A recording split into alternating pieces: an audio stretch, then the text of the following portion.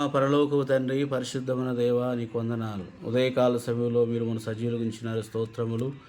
మే 17వ తేదీ నాడు దైవ మర్మముల ద్వారా మా అందరితో మీరు మాట్లాడమని యేసునామమున ప్రార్థించి వేడుచున్నాము తండ్రి. ఆమేన్. దైవ మర్మములు. మే 17వ తేదీ. పాపం వలన వచ్చు జీతం మరణము. రోమాపత్రిక 6వ అధ్యాయం 3వ వచనం.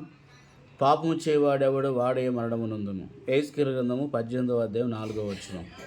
అప్పుడప్పుడు తలంచని విధముగా మనకు నష్టము కలుగును. 2వ రాజుల గ్రంథము 4వ అధ్యాయం 38వ వచనములో ఒక గొప్ప కరువు వచ్చిన విషయం చదువుదుము. వర్షము లేనందున ఎక్కడ ధాన్యం లేకపోయాను. భూమి బీడుగా పడియున్నందున తినుటకు ఏమైనా దొరుకునా అని జనులు ఇటు అటు వెతుకుచూ వెళ్ళుచుండిరి. బియ్యము కానీ, కూరగాయలు కానీ, గోధుమలు కానీ వారికి లేవు. అందువలన వారు ఆకులు తిని జీవించుండిరి.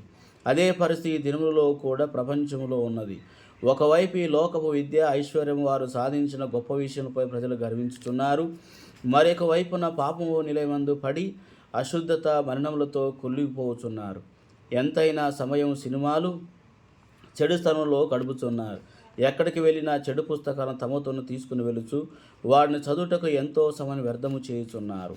2వ రాజుల గ్రంథం 4వ 39వ వచనములో మనుషులు కూరాకులు ఏరుటకై అడవిలోనికి వెళ్ళినప్పుడు వారి వెర్రి ద్రాక్ష తీగలను చూసి వాటి ఆకులను తెంచి పెద్ద కుండలో వేసి వండుచు మనకి ఈరోజు మంచి భోజనం దొరికినదని చెప్పుకొనుచుండరి.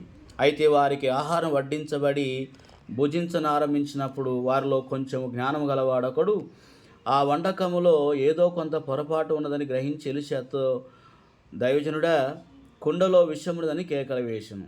వారు దైవజనుడి యొద్దకు వెళ్ళి, దైవజనుడా, మేము విషమును తిని ఉన్నందున కొన్ని నిమిషములలో చావనయ్యున్నాం.